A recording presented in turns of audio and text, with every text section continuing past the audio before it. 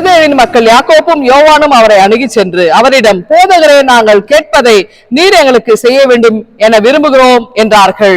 Mark 10:35. இன்றைக்கு தூய யாக்கோப்பு அவர்களுடைய திருநாளாயிருக்கு. இந்த யாக்கோப்பு யார் அப்படின்னா, செபதேயு சலோமி இவருடைய மகனா இருக்கிறார். யோவானோடு உடன் இருக்கிறவர், பேதுருவோடும் எப்பொழுதுமே உடன் இருக்கின்றவர்.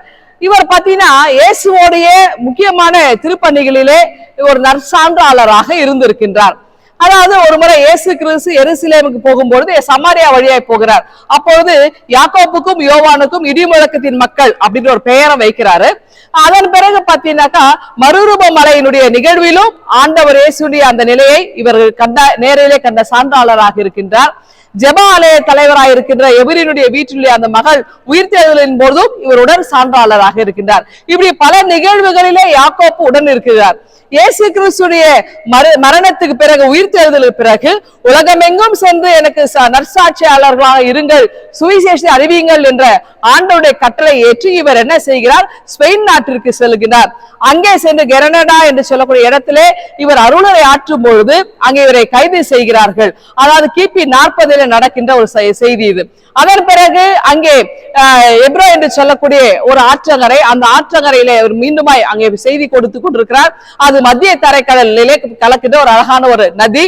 அங்கே திடீரென்று அன்னை மரியாள் அவருக்கு காட்சி கொடுக்கின்றார். அதாவது, நீ மீண்டும் எருசலேமுக்கு செல், அங்கே ஒரு ஆலயத்தை கட்டு என்று சொல்லி. அப்போது அந்த இடத்திலே அவர் லேடி பில்லர் என்று சொல்லி ஒரு ஆலயம் இன்றைக்கும் அங்கே இருக்கிறதை நாம் காண முடிகிறது. அவர் மீண்டும் எருசலேமுக்கு வருகிறார். இங்கே வரும்போது இங்கே அக்ரிப்பா என்று சொல்லுகிற அரசரால் இவர் மீண்டும் கைது செய்யப்பட்டு இங்கே எருசலேமிலே தலை வெட்டப்பட்டு இவர் இரத்த சாட்சியாக இவர் மரிக்கின்றார்.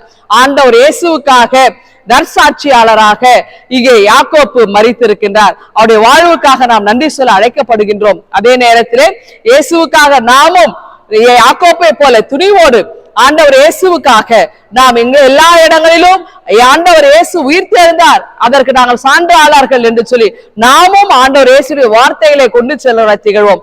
இந்த சிந்தனையோடு இந்த நாளை துவங்குங்கள். ஆண்டவர் உங்களை ஆசீர்வதிப்பாராக. ஆமேன். எங்கள் அன்பின் ஆண்டவரே, தூய யாக்கோப்போடைய வாழ்வுக்காக துதிக்கின்றோம். நாங்களும் ஆண்டவரே அவரை போல உங்களுக்கு சாட்சியாய் வாழ கிருபை தாரும். மீட்பர் இயேசுவை ஜெபிக்கிறோம் எங்கள் அன்பின் கடவுளே. ஆம்.